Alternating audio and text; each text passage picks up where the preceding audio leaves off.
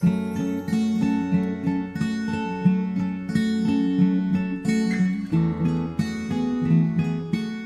with myself. Everybody has to deal with it sooner or later. It's what you do, John, when you're out in a trial. Maybe it's a fairly important trial, and maybe the judging just goes against you a bit.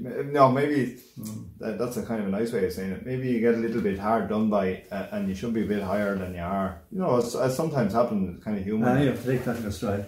Yeah.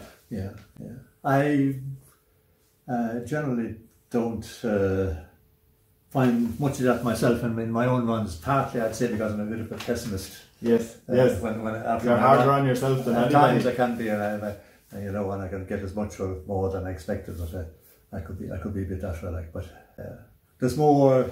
Some people to be always given out about judges and saying they're deliberately done it to them, like. But yes, 90% of the, shall we say, poor judging is maybe. It's just poor judging, it's not dishonest judging. Yes. I would think myself, like, yes.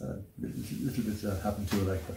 And then there'd be a bit of a variation between judges and what fellas are fair. And there can be at times. I remember one trial I judged, it's in the north actually one year, and looking back at it afterwards, like, I sort of felt I was harder on the second half of the pitch than I was in the first half of the pitch. Why? Maybe you can do that because they're so near you, and there was. Like probably a bend on the first half of the pitch wouldn't have been hit as hard as it's the same bend maybe in the second half of the pitch.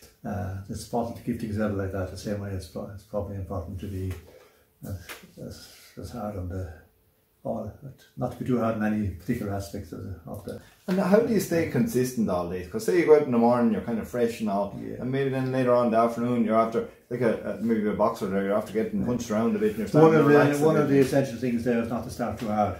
Yes. If you start early in the morning at 9 o'clock in the morning or 8 o'clock in the morning, and you're every little wave and bend, you're really going to be clocking that down. Like, it's not possible. Yes. No, it's not possible to keep up that 6 or 8 o'clock in the evening. Like, you want to start reasonable, I think, and it's easier to give it up. It's one of the advantages, one of the arguments I say for 5 a day at the Nationals. It's easier to keep. To keep it consistent over one day, say each day, rather than necessarily to be.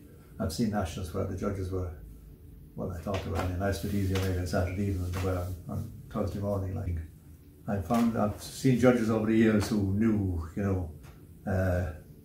take up a pint for a small bend, was a bit going off course, take off 2 pints of that and all that, and then something unusual happened and they didn't know what to do. Like, yeah, or they wouldn't take off enough. The one the other things, a dog leaving the sheep on the pitch and going back up the field and taking a long time to come back to them, like, and the sheep standing in line and they're taking off next to nothing because the sheep were in line.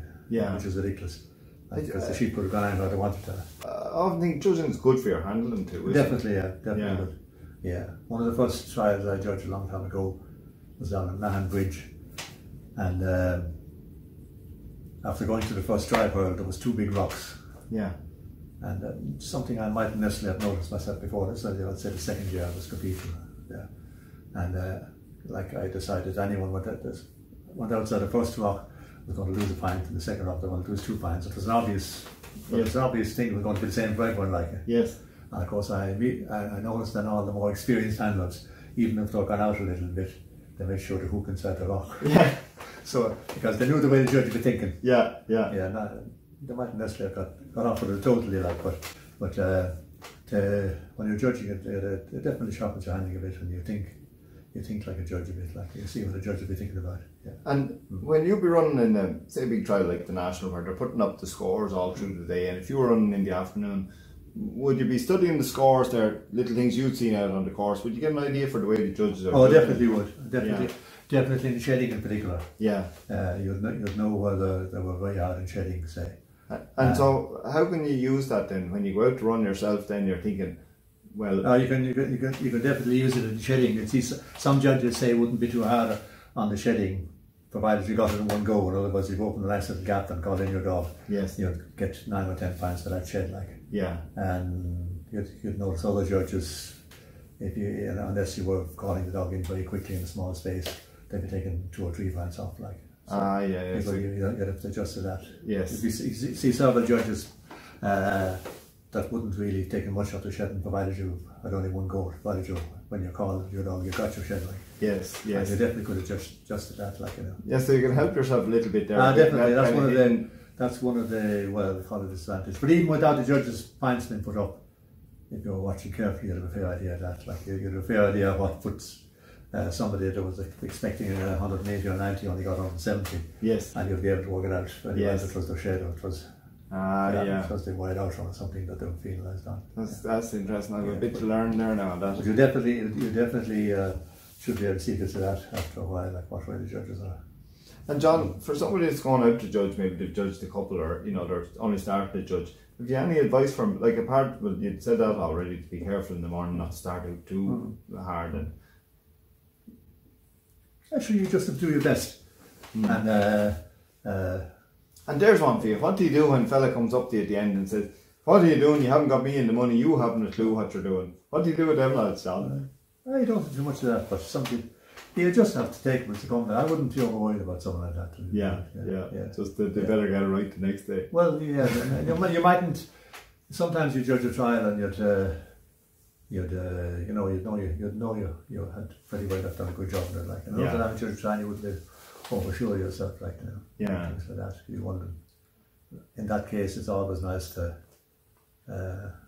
It's always nice to have someone come to the ring and run the obvious winner, like, you know. Yes. Yeah. Make it nice and clear. I asked the top handler back there about a year ago. I said, "Do you do much judging?" And he said, "No." He said, "I surely don't." I said, "Why not?" And he said, "Sure, I don't want to be going around offending people, and then they'll be on the end. They get their own back in you, yeah. I often hear fellas saying, "I got most of the hurls on. I don't know why I'm not in the money." Like, and you could. I remember myself one of the first years I was running, very first year I was running, I'd say. I was having good enough lines, and I was missing some hurls, like, you know. And I was missing the fetch all the time. So what I was doing, Tim Flood found that out to me. Tim was a good sportsman, like, he'd be obviously trying to beat you the next day and all that. He'd beat him, but he wouldn't be trying to beat you by pulling you down. He'd be trying to beat you by coming up. Make you a bit better, and then you're a bit harder for him. Make himself better, like, you know. But that wouldn't apply to everyone. But what I was doing wrong was I was being over careful coming near the hurl, like sheep on line, and then I stopped my dog, and then the dog was too far back for the sheep. If the sheep wanted to change their mind, if the sheep got a chance to think, then they yes. I think I remember watching some years after. I remember watching John Temple running Rye when he was coming near the hurl. He used to give a few quick walk-ons to bring Rye up near the sheep, so there was no chance the sheep could get out. At the hurls, which they were doing on me, like, you know, the dog was back too far at that stage. When I see you hunting now, I know that's a long time ago, but when I see you hunting sheep now, I always enjoy watching you hunt, because I always, like you said there, you're kind of flowing a little bit and you're in contact, and I wonder, does that give sheep less time to think and make decisions? You're making the decisions for them nearly all the time. They get them flowing, definitely. They will flow at a nice pace, like, you know. They'll often stay flowing if the dog is in touch. Yeah, I like working horny sheep, actually. Yeah.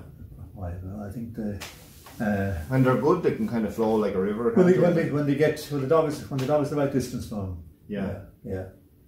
If you give, they can kind of tickle along, like. Yeah, they can. If the dog obviously comes too near and he'll upset them, they'll open out if he's pushing them too much.